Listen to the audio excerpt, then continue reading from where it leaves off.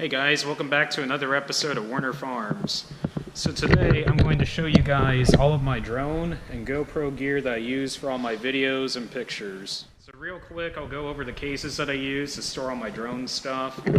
I use a Nanook 950 drone case, custom fit for the drone for the Phantom 4 Pro. A Go Professional battery case, and a hermit shell, I believe that's what it's called. Hermit shell case for my DJI goggles.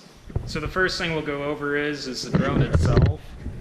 As you can see, I have quite a bit of stuff in here actually, and this case has actually served me quite well. I mean, you can really pack the stuff in there, and it really securely fits, or your drone securely stays like put in there. I mean, honestly, the foam isn't that great for the propellers, honestly, but to protect your drone and all your main accessories, I would say, this protects it very, very well. So the first thing I guess you guys can mainly see here is this is the Phantom 4 Pro with Drone World carbon fiber propellers on it. I did add a couple of decals on here just for the FAA. Other than that, the only thing I do use is the Polar Pro lens cap, which is really nice because it comes off very quick and it protects your camera very well, I would say. I mean, I haven't had really I don't really have a bad thing to say about it, except it does come off if the case is rattled a lot. So like, if say you're riding the four-wheeler with the drone on it and you go over some rough terrain, like really rough terrain, then yes, the lens will come off because it does just slide on there, but it serves its purpose. So I actually have 4 batteries in here. I do have more, but I just keep my first 4 batteries in here. I also have them labeled. Just, you know, for organization, really. They serve no purpose as they are labeled, but it's just kind of nice to know what battery you're using, and then just in case, you can also remember like what % each battery is at. And so this is just the lanyard for the drone that originally came with it when I ordered it from Drone World, which, by the way, if you really want to get a nice kit and don't want to buy directly from DJI and don't want to buy all the extra accessories and want to buy just a kit, the complete drone kit, I would highly, highly recommend Drone World. I'll leave their link in the bio, and also a lot of the other accessories I go over here that aren't DJI brand, I will put in the description as well. Their links in the description. So here I have the Cinema Series Polar Pro lenses. Honestly, if you don't fly with lenses, then you're not going to get the full effect from the drone. So I just made some custom labels with the label maker just so I can easily get to them. I also keep the brochure that came with it. That way I have a quick reference guide for flying based on what filters I need to use and in what conditions. So it actually goes over filter by filter what they recommend in basically what weather conditions based on sunlight. I just keep the manual tucked right in there. A nice, quick, easy way to access it if I need to. Over here, they have like a custom sculpted, I guess you could say, controller housing for your controller. Now, I do use a 1-foot cable for my phone, which just clamps right up here. And I did add some decals on here just to make it nice and easy and utilize as a quick reference guide when flying, but most of the time I don't even really use them. This is more just for beginners when they're first wanting to fly my drone. So I don't think, yeah, there's nothing back there. This, however, I did order this controller separate, though, from the drone. I bought this from Drone World as well. This is a range extender. Now, many of you probably know, if you followed me clear back last winter in January of 2017, when I first got my Phantom 3, because this isn't the original drone I first got. I got this drone last summer in mid-July. Due to a crash I first had back in January, I actually shortly after I got it in actually January of 2015 or December of 2015, but in January of 2016, actually, sorry, I actually crashed it on accident, just flying. The battery got low and it actually came in for a rough landing. Got it fixed. But later that year, I also did crash it again on our river farm. And what the issue was I was flying out of sight. Not the best thing to do. It's illegal. But between you and me, I mostly fly out of sight anyways. I mean, you have to in order to get the footage that I get. But anyways, what happened was I was flying along the river, and I flew under the bridge. And after I came up on the other side of the bridge, I lost connection because I was on the other side of the woods, and the signal penetration was not going through the trees and allowing communication with the drone.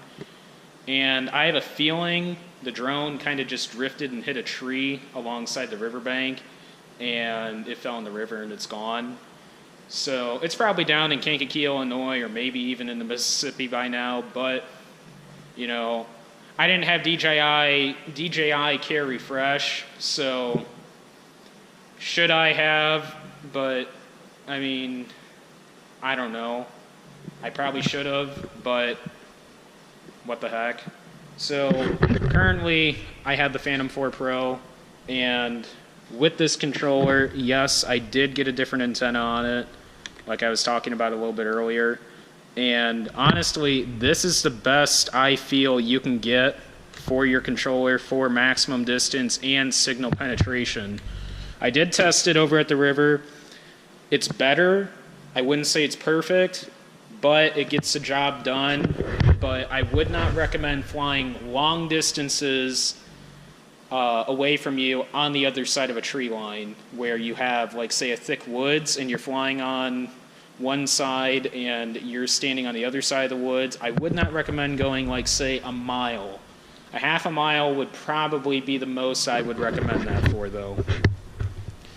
Next, I just have some extra propellers. I think these are just stock propellers in here that I used from the Drone World bag that came with the Phantom, or the carbon fiber props I got. I recently just bought this. This is a better strap for the controller. It just hooks right there on the controller. Whatever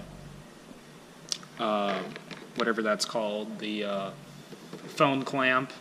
And honestly, I mean, it's I believe this was like $5 because I bought it on Amazon. I mean, I don't know if I'm really going to utilize it that much. I just thought, you know, for those long flights, I could hang my controller from my neck and, you know, have less arm string. Really, you don't have a lot of arm string. It's just a more fact that, you know, being lazy, I guess. Next thing is the sunshade. I kept this from my Phantom 3 just because it works on my Phantom 4 controller, and I love it. But I don't think I'm going to be utilizing my phone too much longer. I'm probably, at some point this year, I'm not saying I'm definitely going to buy it, but I might be buying a Crystal Sky. If some of you don't know what that is a LCD screen that DJI sells that is extremely bright, way brighter than the average phone screen, probably like 3 times brighter. So that's a possibility. More than likely going to buy it next year, but in the meantime, I might buy it this year. I'm not sure yet. One of the last things I have over here, besides the little dongle for the drone that I just kind of shoved down in there, is a toolkit that I bought from Amazon. This is probably one of the best toolkits I've ever found for the drone. I'll kind of zoom in on the name, and I'll put the link in the description for on Amazon for this that I bought. And it is honestly, I feel, one of the best kits. I mean, I've utilized this quite a bit, considering, you know, I crashed the drone, the Phantom 3 that I had before, a couple of times, and I've helped fix, or I use this to help fix it. I use this kit also to install the carbon fiber props also, but honestly, with all these torque bits and everything that comes with, and this is also, all these are magnetic, so that helps out a lot. So I'll be sure to put the link in the description for this. I bought this on Amazon, so. And that's pretty much it for what's in the drone case. Next, I'll move on to the Go Professional case, and then after that, I'll move on to the DJI goggles and what I think of them. Okay guys, so the next thing here is the Go Professional battery case that I bought. I bought this case, if you've been following me, I bought this case last year, I think around December I bought it, November, I think either from November to January, I'm not quite sure, I don't really remember, but this case honestly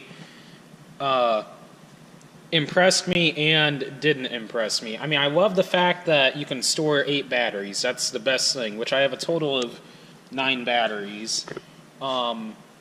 So this case allows me to go from just 4 batteries in the drone case up to 12 batteries, which I plan on getting 3 more at some point later this year. I don't know when, but mostly I just use the batteries just for mapping, considering that I can cover a lot more acres mapping with drone deploy, which at some point I'll do another video later discussing how to use drone deploy and give some examples of the maps I've done with it.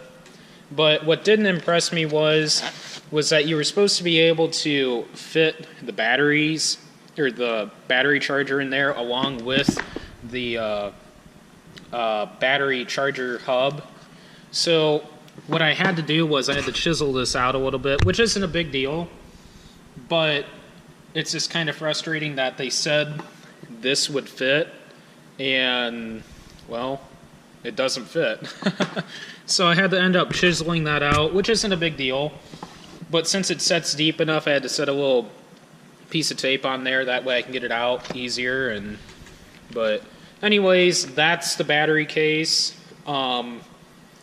Again, I'll put the links the link to this in the description, and honestly, I would highly recommend this if you want to expand your battery storage and have a nice rugged case to store your batteries in then. So the final thing here is the DJI goggles. I got these for Christmas. If you guys have been following me, you probably saw that. And also recently I just tested these. If you guys are following me on Instagram, you probably saw that also. There's a lot of pros to these, and there's a few cons, I guess you could say. The one big con I feel is that, well, I mean, they're good, but there's a lot of settings in there that you got to go through, and it's kind of frustrating kind of working around the settings, I guess, and trying to figure stuff off right off the bat, because they don't really give you a lot of instruction on how to use these. It's more you got to watch these videos online and try and figure this out for yourself. But it's great because you can actually wear your glasses while you're flying and using these. And the footage that you can see is really awesome, having it right there in front of you versus trying to look at your phone while flying. And honestly, probably the only other con would be having to hook up the cable, the USB cable to the drone from the controller in order to fly with the Phantom 4. I know on the Mavics you can fly without the cable because it's wireless. So hopefully on the Phantom 5s, they'll change that. But I don't plan on changing this drone unless something drastically happens, which I hope not. But I'll probably do some more work with these this year, and I'll probably work with these when doing some long production shoots, I guess, on the farm or something. I don't know, when I have some time. Normally I'm not going to have a lot of time like that, but there's always a chance. But honestly, if you are looking to get some FPV goggles for the drone, I wouldn't go with the shark ones, the FPV shark ones or whatever they're called, the shark goggles. I would just go ahead and buy these DJI ones. I mean, they're pretty expensive, but I would definitely recommend these. These are really nice. So there's just some extra cables down in there, the USB cable and the charger and the manual, but otherwise that's pretty much it for the drone. Do I plan on buying another drone, or do I plan on buying a different one to replace this one? No. I'm never probably, well, I can't say never, but this drone will hopefully last me a long time. A lot longer than the Phantom 3, I guess you could say, considering it didn't last very long. But I'm planning on it this year, 100% sure. I'm going to buy another drone. It's more than likely going to be the Mavic Pro Platinum just because of the portability. I could just make a backpack kit out of it instead of using this case. Don't get me wrong, the case is nice, but it's not that portable. I mean, it's portable, it's rugged, it's nice, it's waterproof, but it's not that portable. Now, with the Mavic Pro Platinum, I could make a backpack kit out of it, and I could just toss it right in the tractor and whip it out and then launch it right off the hood of the tractor and fly while I'm driving. That would make things a lot easier, but I'm probably not going to make that purchase till later this summer, and I'll probably do a whole video on that just like how I did this stuff. So, but more than likely it's going to be the Mavic Pro Platinum, but unless I've heard rumors DJI is going to be coming out with their Mavic Pro 2.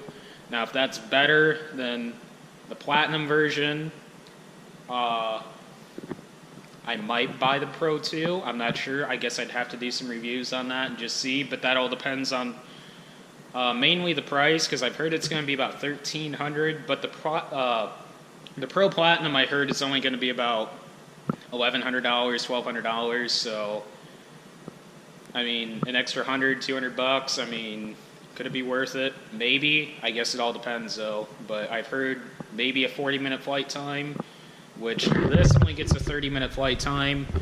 Which, by the way, if you guys have any questions about this drone or any of the accessories I have that I showed you today, feel free to drop a comment down below and I'll get back to you as soon as I can. Otherwise, you can message me on Snapchat. Snapchat links down below in the description, along with my Instagram link, which you guys can DM me on there. So, next we'll move on to the GoPro stuff. The bag that I use for all my GoPro mounts and the accessories and everything is a Tenba Shootout Action Backpack 14 liter. This, I mean, I would never ever buy anything different than this Tenba Backpack. This honestly is one of my favorite bags that I have, just because of how light it is, how it's waterproof, it's durable, it's rugged, it's got a ton of compartments on here, and I love the way you can store all your mounts and accessories and the GoPros all nice and organized in here. So I'll get right into that right now. So going into the organization of the bag, there's a couple of pouches up here. There was two bags that actually clipped onto these hooks up here. I just took those off just because I used to store my batteries up in there in this pouch, and the other one was actually for SD cards, which I store those in my other bag down sitting under that table or the shelf. God, I can't even think of that. Which I'll go over my computer setup in a video probably coming out this weekend. So, in this pouch, like, it's really nice because these pouches you can store and organize and pretty much shape them the way you want. And these actually peel off because they're just Velcroed on there. And you can take these out and organize them and grab stuff out of them a lot easier that way. And the clear plastic film on top of them helps you find the stuff you need very quickly. So I'll just go through this stuff real quick, what I have.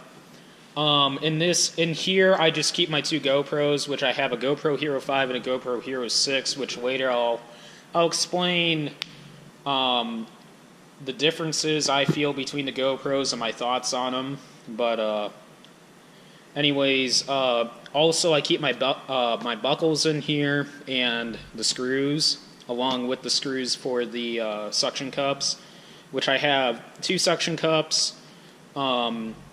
Mainly those I use for stuff on the tractor, like just on the windows and stuff. Those are a really good spot for them. I do not, however, put suction cups on equipment. I haven't used the suction cup while the equipment is in operation, just in fear of losing the GoPro. But just from bad experiences of using the magnet as a test on the planter last winter, I mean, you know, a lot of you guys tell me, why don't you use the magnet? I mean, the magnet works great, I feel, for a test shot, just to determine like where you want to put your GoPro and just to position it how you want it. But the nice thing is, I feel, is see that adhesive, it's stuck really firmly on there. And that's been through the pressure washer, you know, it's been through the shed and cold storage, it's froze, it's thawed, you know. That thing has been through a lot, but yet it's still there, and it still feels like I stuck it on 2 days ago. And granted, I can go back on there and stick the camera right back where it was and still get the same shot that I got the year before and any previous years then. So, I mean, I know there's pros and cons to the adhesive. I mean, granted, you know, they're going to leave a mark after you take them off, but you know what? On our older equipment, is it really that big of a deal? Not really. So, moving on, I have just some buckles on here for the pole clamp mounts, and also some extension arms in there. And then in the very back, I just keep my flat adhesive on one side and curved adhesive on the other side. I don't really use the curved adhesive mounts that much unless I have like a surface that actually needs the curve. Most of the time I'm just utilizing flats though, which I will drop a link in the description where you can actually buy flat adhesives by themselves without buying the $20 or $25 pack from GoPro that actually has the curved ones, which I don't know about you guys, but I don't really use the curved ones because really those are meant mostly for helmets, I heard. So, I mean, you can use them on curved surfaces, but, you know, I don't really have a lot of curved surfaces except really for the tank and maybe some other places on the planter. Otherwise, I mean, on other equipment, I mean, I really don't see a need for it except maybe on the auger on the combine. But otherwise, I mean, I mostly sell them to friends and stuff, like some of my friends that use dirt bikes and stuff, they mount them on their helmets and stuff, so.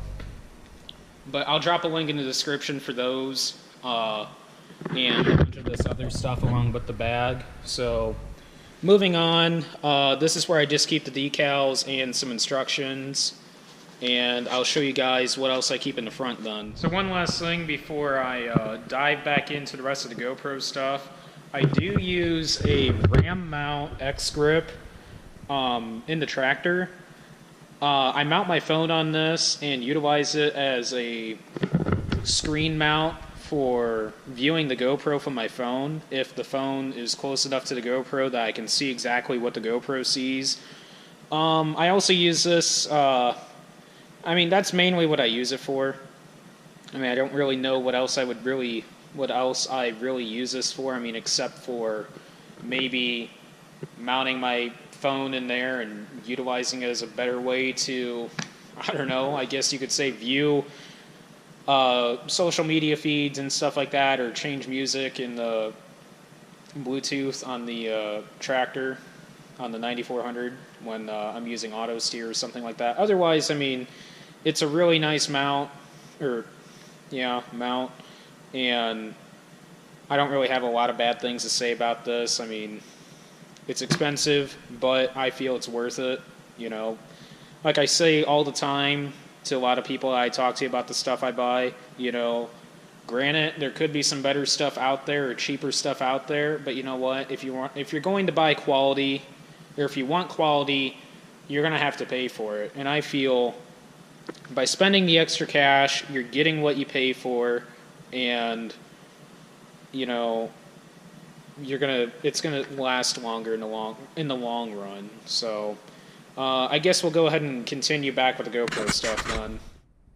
Okay, so moving on to the front. Mostly this was just designed for sunglasses, as you can see, but up here it's a nice mesh, well, not really mesh, but nice fabric pocket or pouch. So I actually keep a lens cleaner in there, and I believe, no, there isn't. I thought it was in there. My lenses for my GoPros in there. So like when I take it off and put it in a protective case, I'll put that in there along with the GoPro tool to tighten and loosen the screws, just so it's nice and easy to access. So moving on to the next pouch. This is where I actually keep my batteries, which is also stored in another Tenba pouch. This is a really nice pouch. I actually just bought this recently. The nice thing is about this is there's 6 slots, which I do actually have 6 batteries, so there's only 4 shown, but there's actually 6 batteries I have. It's nice just so I can keep the GoPro batteries tucked away nicely and tightly there. And then on the other side, I actually just keep the cases and extra parts for the cases in there, so just a nice way to organize some more stuff. And then in the bottom, I also have the head strap for the GoPro. So nothing special, just a GoPro brand head strap. Moving on, which is also another thing to point out is right now, these zippers, these tags on these zippers, they're really nice because I think they're like some type of wire or something. I don't really know. I mean, you guys can correct me all you want on the comments. I mean, I know some of these are like fat string, but this one down here is kind of like a wire style one, which is really nice because, I mean, you can yank on it really hard. And I mean, like I said, these Tenba bags are known for durability and strength, so don't be afraid to kind of abuse these a little bit. And here I also keep more Polar Pro filters, which I'll drop a link in the description for these. I have not yet had time to test these out yet, so I mean, they're kind of still fairly brand new. Just because, I mean, I'm constantly messing with the GoPro, and normally when I'm messing with it, I'm getting it ready to either put on equipment or just testing mounts. I don't really have the time to mess around with the lenses, but I plan on this summer messing with those.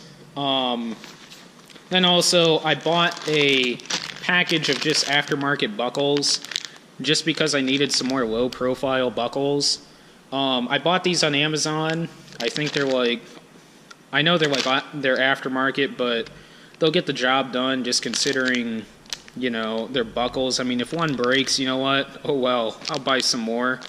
I'll drop the link in the description for these as well. I bought those on Amazon.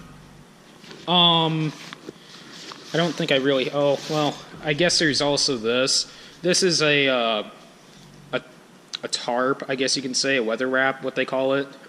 It's a mesh styled wrap or fabric style wrap that goes around the bag if you really want to protect it from rain. If, I guess you could say, you're in a downpour and you really need to protect your GoPro and stuff, and or whatever else you have in this bag. But otherwise, I've never used it. I just kind of tucked it away down here in the bottom.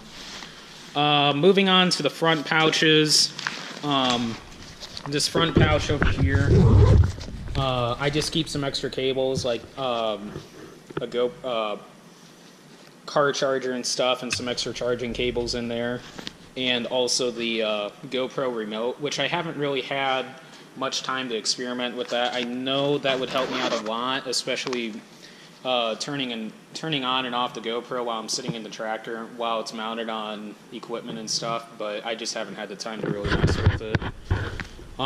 In this pouch, I just keep some extra straps and whatever that came with the backpack that I don't really need or use, so I just kind of tuck those in there. But otherwise, I mean, that's all the accessories I have. You guys can post some comments down below asking me some questions about all this stuff.